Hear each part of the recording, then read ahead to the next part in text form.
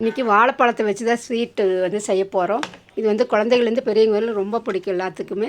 வாழைப்பழத்தை நல்லா மசிச்சு வச்சுட்டு, ஒரு ஸ்பூன் நெய் ஊற்றி, ஒரு பிஞ்ச் வந்து மஞ்சத்தூள் சேர்த்து, பச்சை வாசனை போன பிறகு மசித்த வாழைப்பழங்களை சேர்த்திட்டு, அரை கப்பு வந்து வறுத்த ரவை அல்லது வறுக்காத ரவை சேர்த்தி, நல்லா அந்த நெய் வாழைப்பழத்துலேயே நல்லா மிக்ஸ் பண்ணி விட்டுடலாம். கூடவே ஒரு கப்பு பாலும் ஏலக்காய் தூள் சேர்த்து நல்லா கலந்து விட்டுடலாம். இப்போ வந்து ரவை வந்து நல்லா வெந்துருச்சு. ஒரு கப்பு வந்து தேங்காய் துருவல் சேர்த்து வைக்கிறேன். அதையும் நல்லா மிக்ஸ் பண்ணி தேங்காயுடைய ஈரத்தன்மை போகிற வரையில் நல்லா கலந்து விட்டுட்டு, இப்போ தேவையான அளவு சர்க்கரை சேர்த்து நல்லா கலந்து விட்டுடலாம்.